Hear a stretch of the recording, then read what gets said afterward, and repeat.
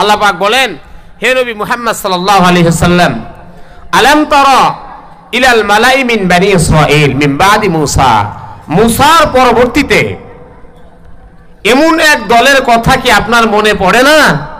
মানে এটা বলে আল্লাহ পাক নবীকে জানাবেন, সম্বোধন করবেন, জানায় দিবেন, রাসূল আগে জানতেন না। এইজন্য আল্লাহ পাক আগ্রহ সৃষ্টি করার জন্য বলেন, নবী আপনি কি জানেন?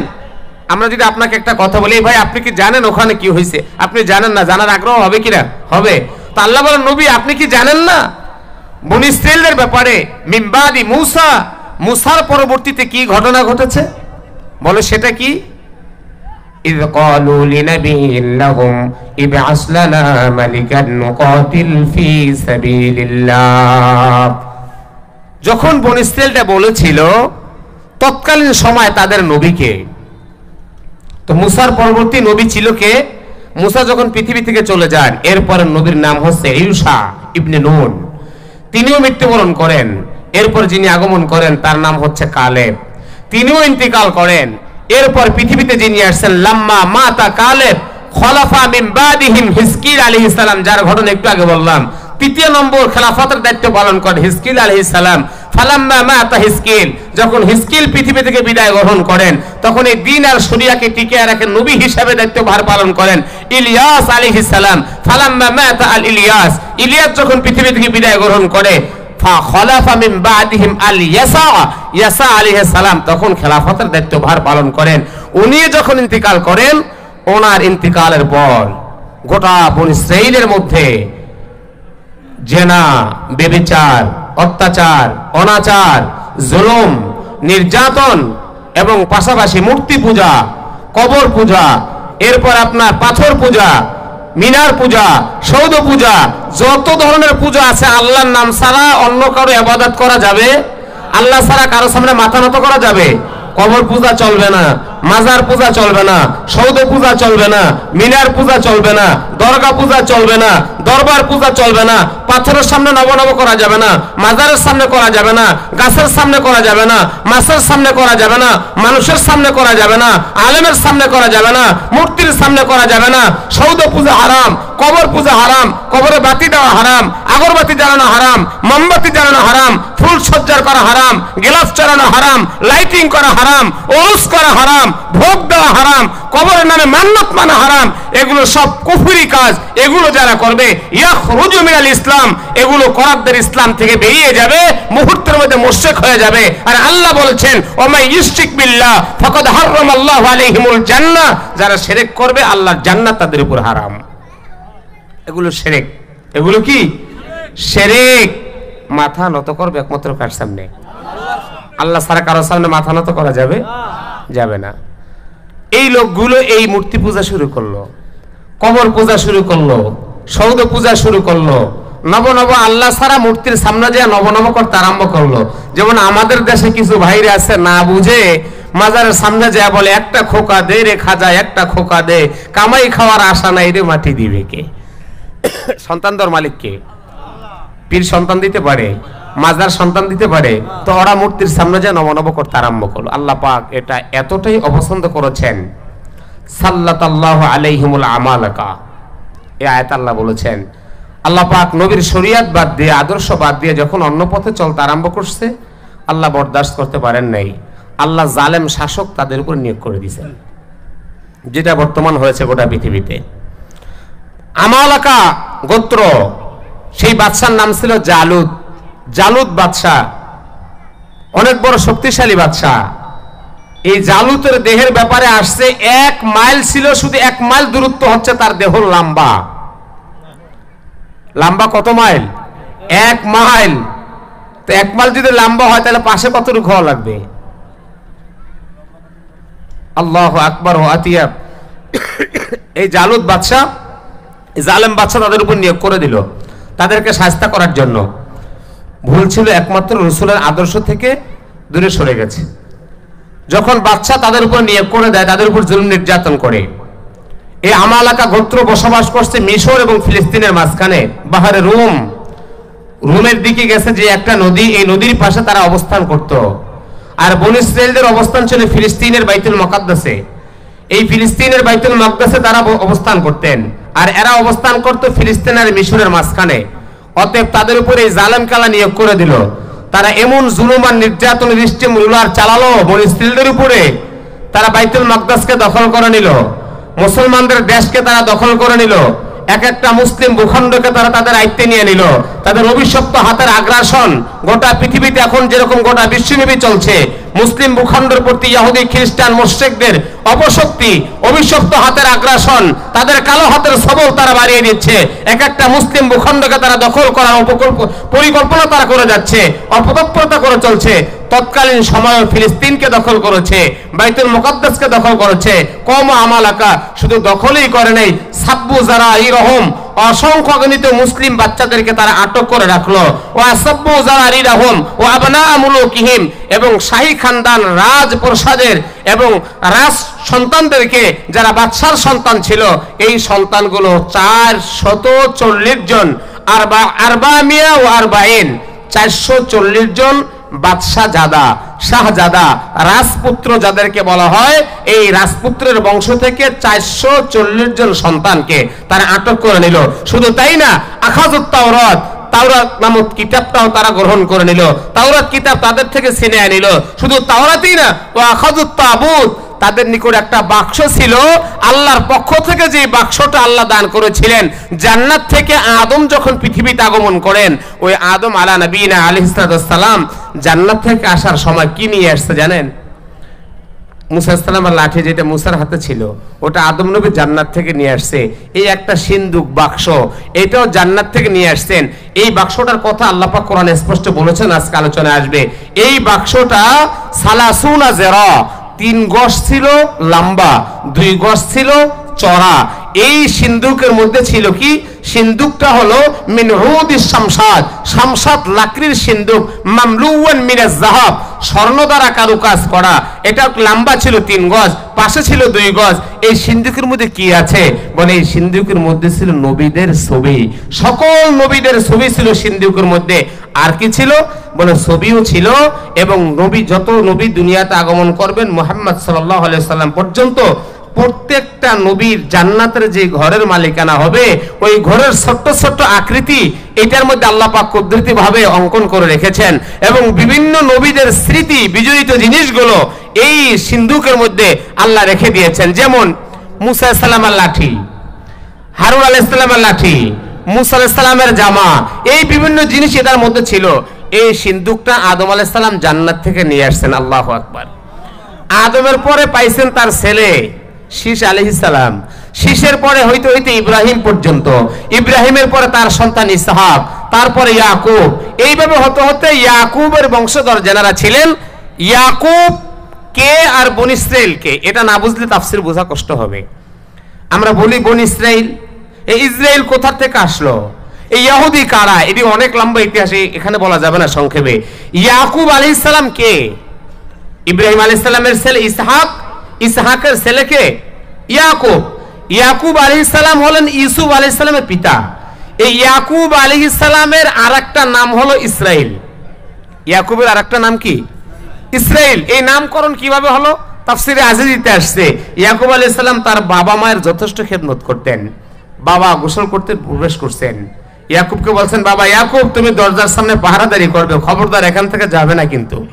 হঠাৎ করে ফেরেশতা আসছে, আয়েশা বলে তুমি এখান থেকে সরো, আমি ভিতরে প্রবেশ করব। বলে না আমার বাবার আদেশ, যাওয়া যাবে না। বলে না আমি যাব। বলে না কোনোভাবে যেতে দিব না। ফেরেশতার সাথে তুমুল ঝগড়া, যেতেই দিলেন না। পরীক্ষা করার জন্য আসছিলেন বাবার কথার অনুসরণ কি পরিমাণ করে।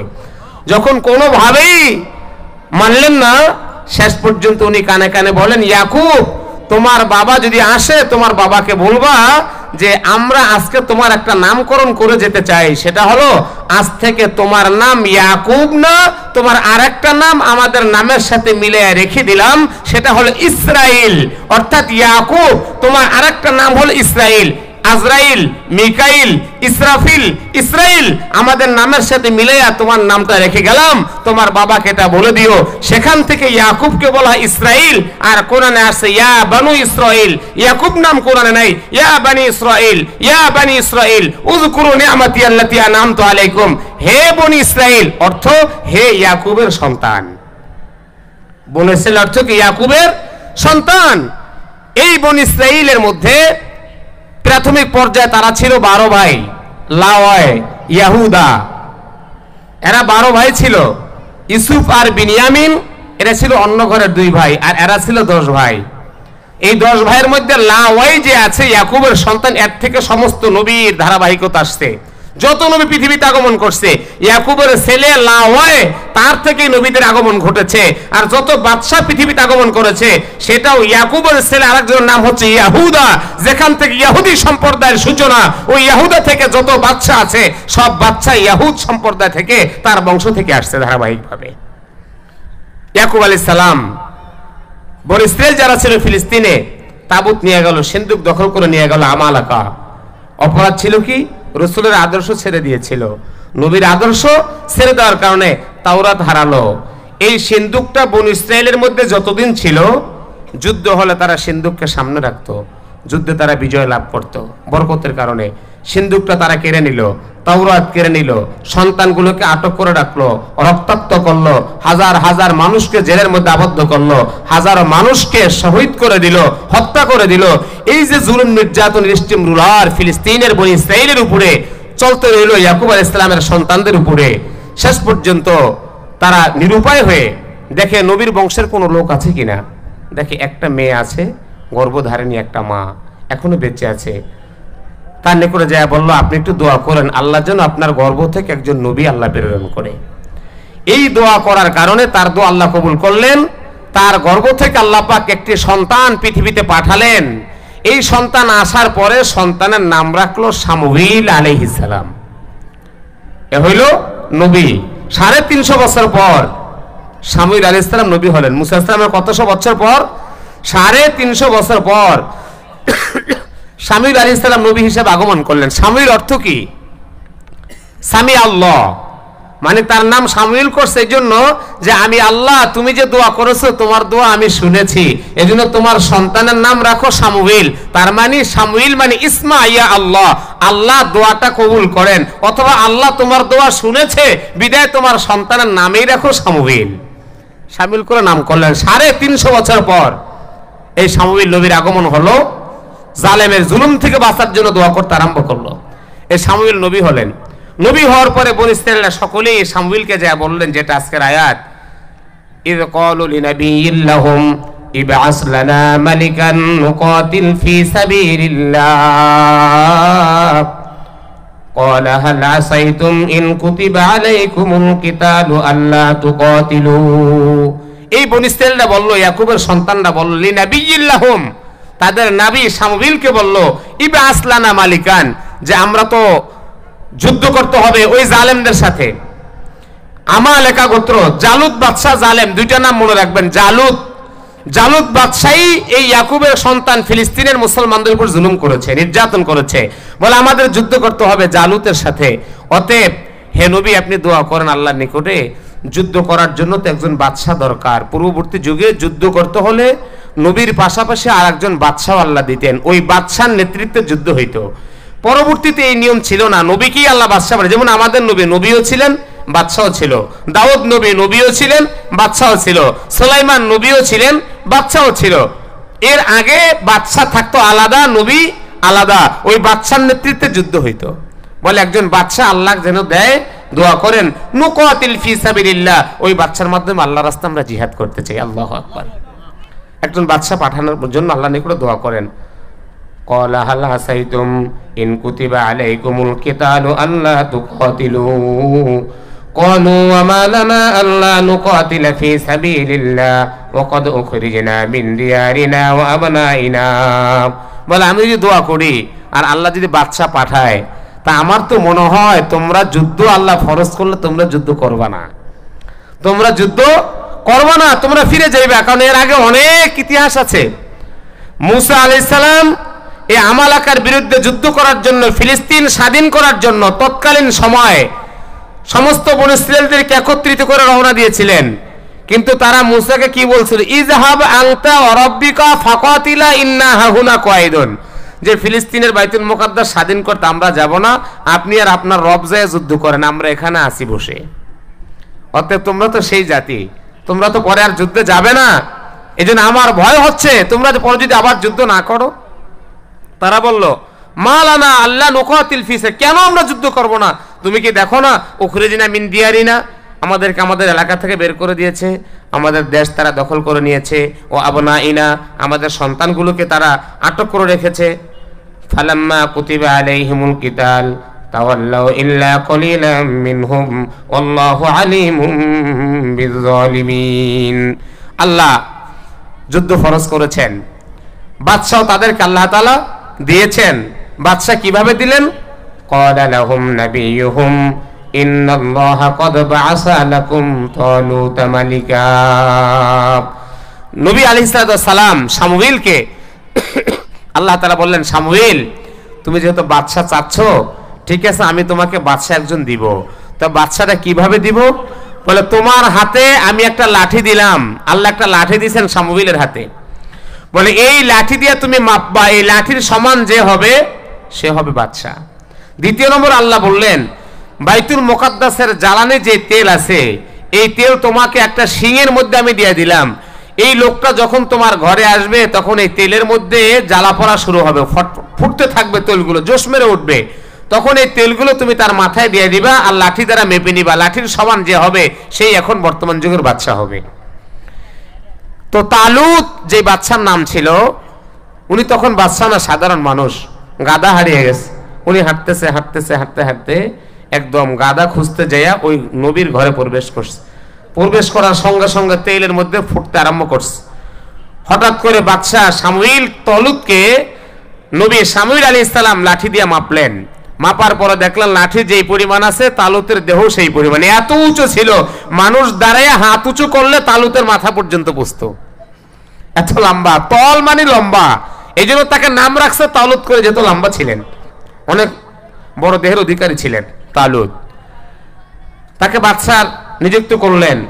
এবার উনি আয়েশা তার কওমকে গোত্রকে জানায় দিলেন, ইন্নাল্লাহা ক্বাদ বা'আসা লাকুম তালুতা মালিকা, আল্লাহ তালুতকে তোমাদের জন্য বাদশা হিসেবে নিয়োগ দিয়েছেন, নির্বাচিত করেছেন।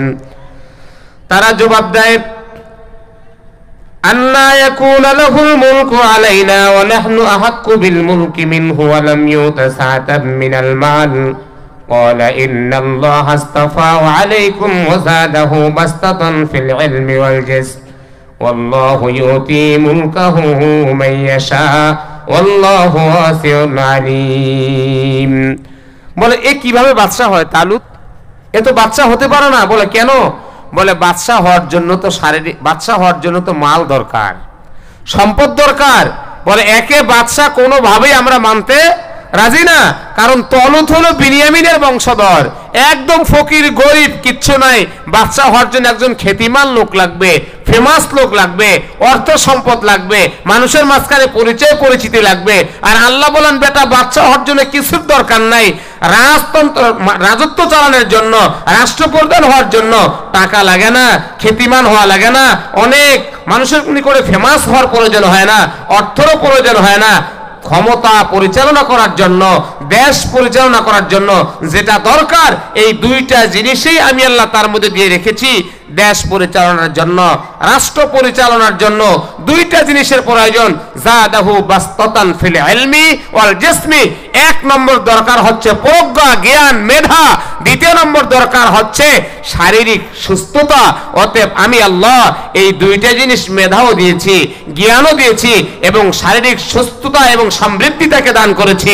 দুইটা জিনিসই তাকে যেহেতু দান করেছি, অতএব সেই একমাত্র রাষ্ট্র পরিচালনার ক্ষমতা রাখে, সেই রাষ্ট্র পরিচালনার ক্ষমতা রাখে। বিশ্বাস করলো না কেউ। যে আমরা কিভাবে বুঝবো যে আসলে তাকে আপনি বাদশা বানিয়ে পাঠাইছেন, আল্লাহ পাক পাঠাইছে, এটা আমরা বিশ্বাস করি না। কিছু নিদর্শন আমাদেরকে দেখান, তাহলে আমরা মানবো আসলে তিনি বাদশা। বনি ইসরাইল তো। আল্লাহ পাক বললেন, ওয়াকালা লাহুম নাবিয়ুহুম ইন্না আয়াতা মুলকিহি আইয়াতিয়াকুমুত তাবুতু ফীহি সাকিনাতুম মির রাব্বিকুম ওয়া বাকিয়াতুম মিম্মা তারাকা আলু মূসা ওয়া আলু হারুন তাহমিলুহুল মালাইকা ইন্না ফী যালিকা লাআয়াতাল লাকুম ইন কুনতুম মুমিনিন। তখন বললেন, সে যে বাদশা, এই বাদশা নিদর্শন হলো তোমাদের মধ্যে যে সিন্দুকটা তোমরা হারিয়ে ফেলছো, যেই বাক্স সিন্দুক তোমাদের নিকটে নাই, যেটা গায়েব হয়ে গেছে, এই সিন্দুকটা যার নিকটে পাওয়া যাবে সেই হবে তোমাদের মধ্যে বাদশা। আল্লাহ পাক জানাই দিলেন। এখন সিন্দুক কিভাবে পাবে? এই সিন্দুক তো জালেমরা আটক করে নিয়ে গেছে। সিন্দুক জালেমরা নিয়ে তারা তাদের মূর্তিখানা যেখানে আছে ওই মূর্তির পায়ের সাথে বেঁধে রাখছে। সন্ধ্যায় যখন বেঁধে রাখছে, সকাল যখন হয় দেখে মূর্তি ভেঙ্গে চূর্ণ বিচূর্ণ হয়ে সিন্দুকটা মূর্তির মুখের উপর বসে আছে। চিন্তা করলো কি ব্যাপার। পরের দিন একই অবস্থা, বলে না একে মূর্তিখানা রাখা যাবে না। এরপরে সিন্দুকটা রেখে ওখান থেকে চলে গেল, এক জঙ্গলের মধ্যে রেখে দিল। ওই এলাকার আশেপাশে যত মানুষ আছে সব মহামারীতে আক্রান্ত হয়ে পড়লো সিন্দুকের কারণ এটার মধ্যে বরকতি জিনিস আছে। ওটার মধ্যে আছে মুসা ইসলামের 2টা জোতা, ওই সিন্দুকের মধ্যে আছে মুসা ইসলামের কাপড়, হারুন আলাইহিস সালামের জামা, ওই সিন্দুকের মধ্যে আসছে আদম আলাইহিস সালামের বিভিন্ন জিনিস, সিন্দুকের মধ্যে আসছে তাওরাতের একটা কপি, সিন্দুকের মধ্যে আছে কাফিজুম মিনাল মান্নি ওয়াস সালওয়া, আল্লাহ তাআলার জান্নাতি খাবারের কিছু জিনিস, ওই সিন্দুকের মধ্যে আছে সমস্ত নবীদের ছবি, ওই সিন্দুকের মধ্যে আছে সমস্ত নবীদের ঘর, অনেক অনেক মূল্যবান জিনিসগুলো আল্লাহ পাক ওই সিন্দুকের মধ্যে রেখে দিয়েছেন। আল্লাহ বলেছেন ফিহি সাকিনাতুম মির রাব্বিকুম, ওই সিন্দুকের মধ্যে আছে সাকিনা। সাকিনা কি জিনিস? তসতুম মিন যাহাবিন মিনাল জান্নাহ, জান্নাত থেকে একটা স্বর্ণের পেয়ালা আল্লাহ জিবরিলের মাধ্যমে পাঠিয়েছেন। ওই পেয়ালার মধ্যে আল্লাহ পাক জমজমের পানি দ্বারা সমস্ত নবীদের আত্মাকে ধৌত করেছেন। ওই পাত্রটা ওই সিন্দুকের মধ্যে রয়েছে। অতএব যে সিন্দুকের মধ্যে এত দামি দামি জিনিস রয়েছে, ওইটাকে মূর্তির পায়ের নিচে রাখলে এটা কি থাকবে? সেখানে উপরে উঠে গেছে, রাখছে এক ঘরের মধ্যে।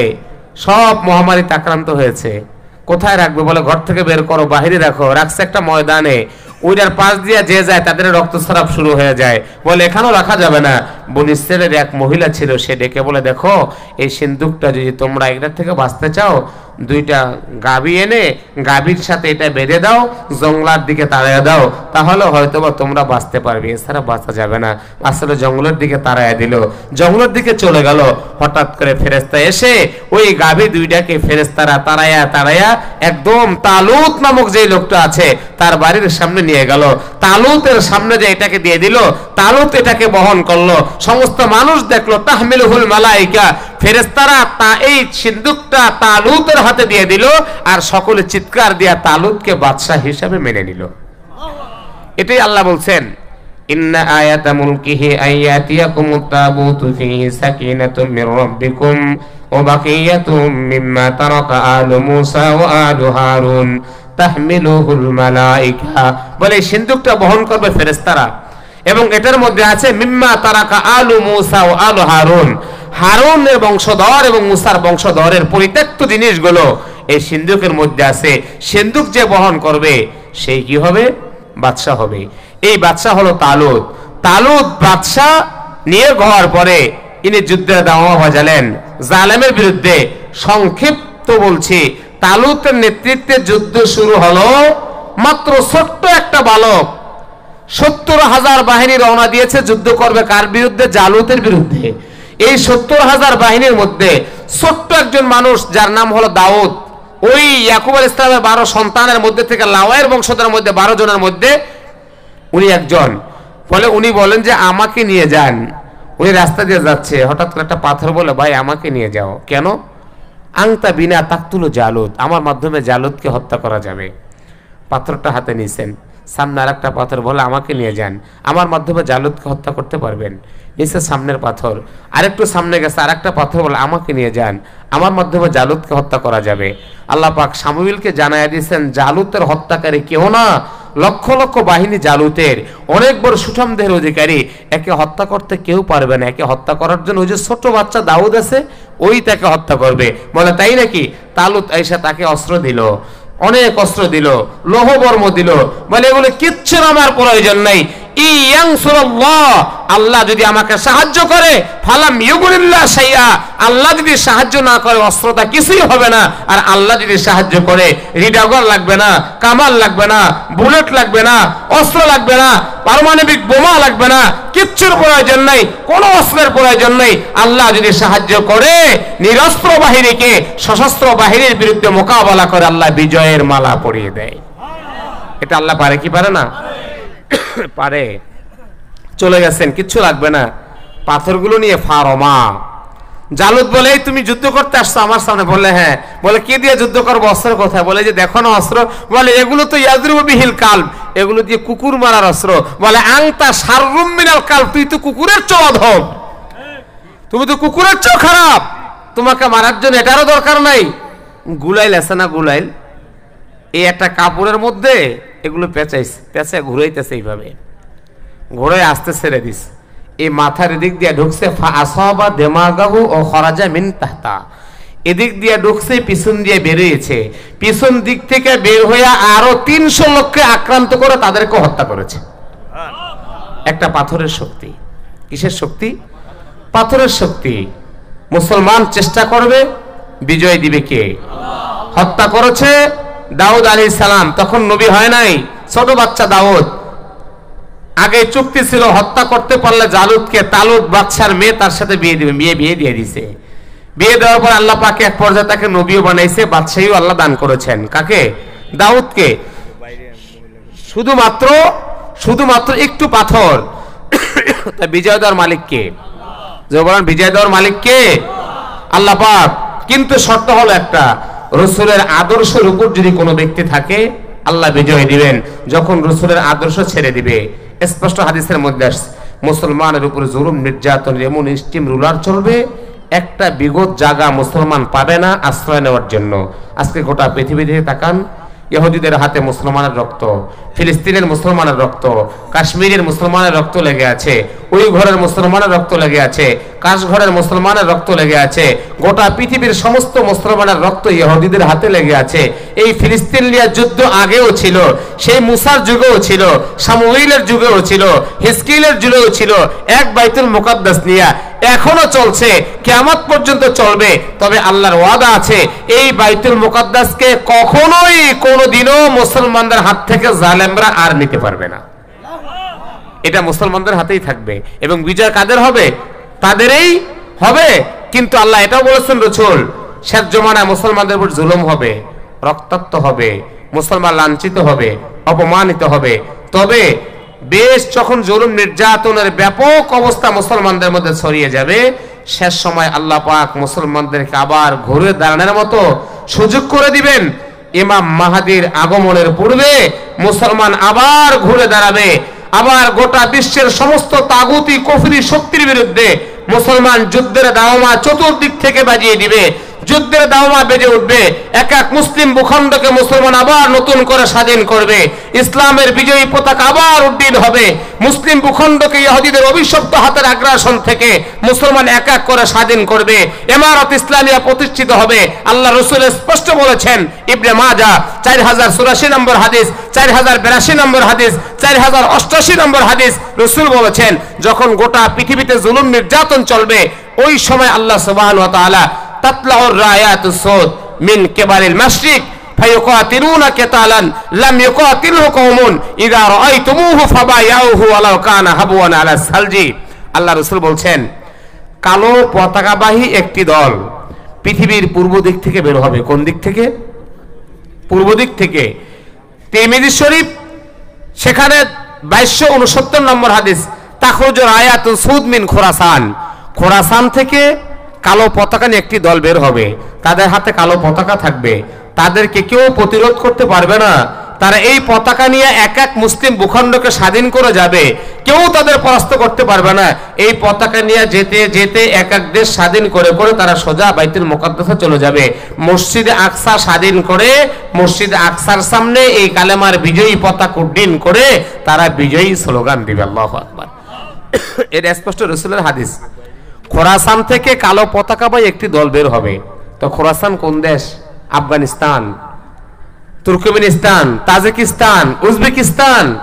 এটার দ্বারা বোঝা যায় 2 দশক আফগানিস্তানের তালেবান রক্তাক্ত জিহাদের পরে জানবাজ মুজাহিদরা জীবন দিয়ে রক্ত দিয়ে যুদ্ধ করে ইমারত ইসলামিয়া প্রতিষ্ঠা করেছে।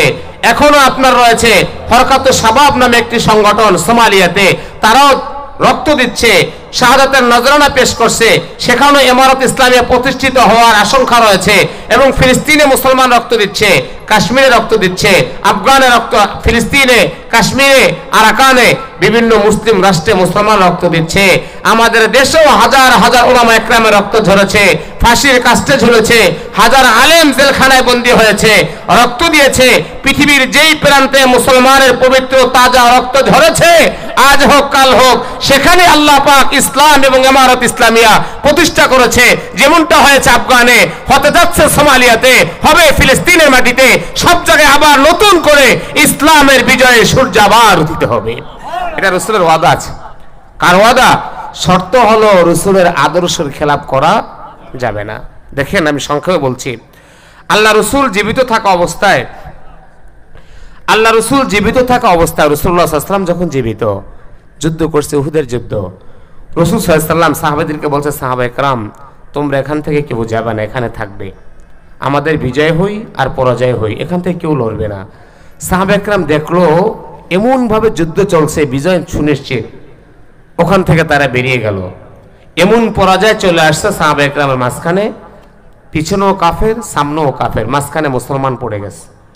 হঠাৎ করে আল্লাহ রাসূল তাকে আক্রমণ করলেন, বিভিন্ন ধরনের কাফের রাসূলকে আক্রান্ত করলো। আল্লাহ রাসূল চিৎকার দিয়ে ডাক দিলেন, তাল ইলাইয়া ইয়া ইবাদাল্লাহ, আয় আল্লাহর বান্দা তোমরা যে যেখানে আছো আমি রাসূলের নিকটে আসো। মাইয়ারুদ্দুহুম আল্লাহ ফালাহুল জান্নাহ। সাহাবায়ে কেরাম, তোমাদের মধ্যে এমন কোন সাহাবী আসেনি যে আমি রাসূলের সামনে নিজের শরীরটাকে ঢাল বানায় রাখবে, আমি রাসূলের দেহটাকে রক্ষা করবে। আমি রাসূল জানায় দিলাম যে তার জীবনটা আমি রাসূলের সামনে ঢাল বানায় নেবে। আমি রাসূল তার সাথে জান্নাতের ময়দানে পাশাপাশি অবস্থান করব। সাহাবায়ে কেরাম বিক্ষিপ্ত হয়ে গেছে।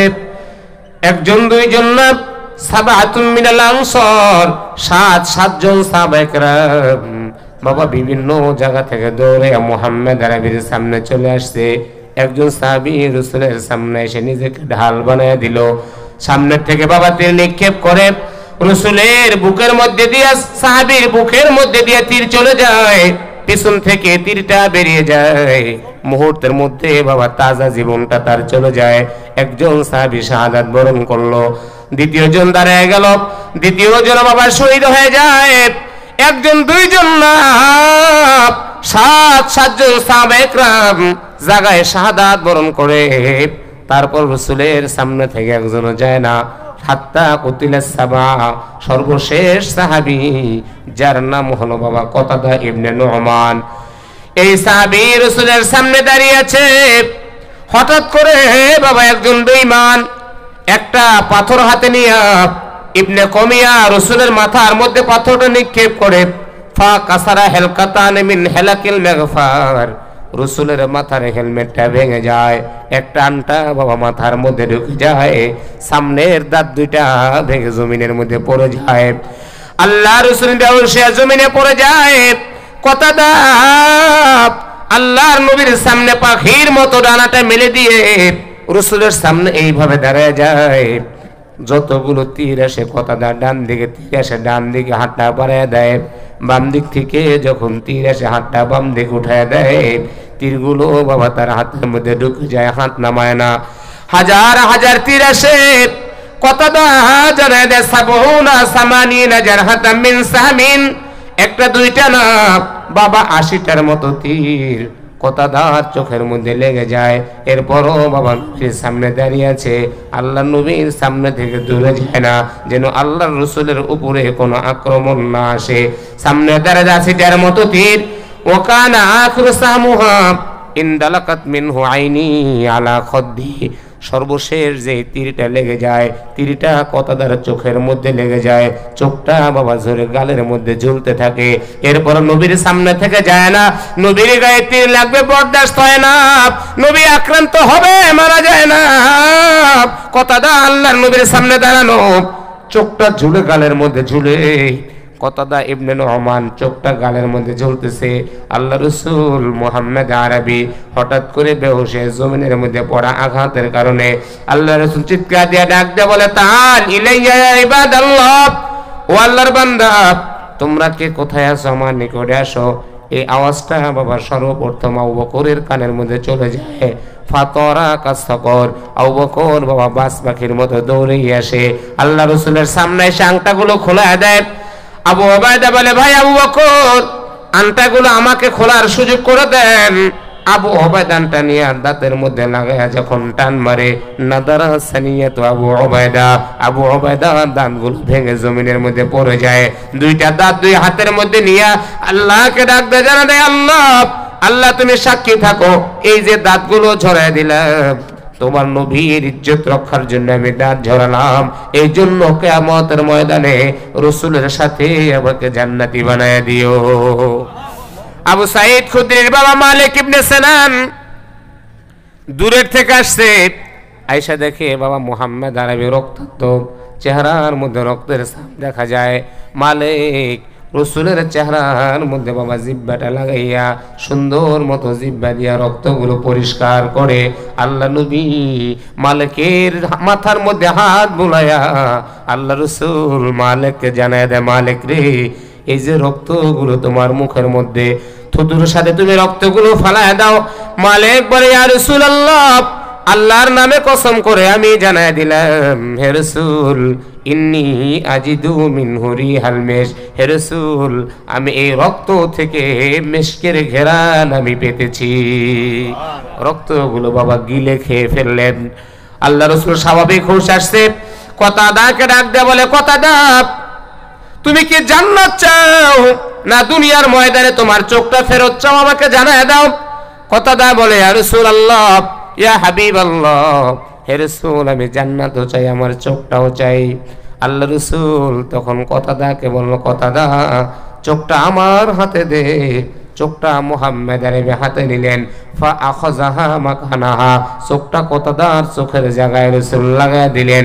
ও গাম্মাযাহা বিয়াদাই, আল্লাহ রাসূল নিজের হাতের মাধ্যমে চোখের মধ্যে বাবা হাতটা লেপন করে দিলেন।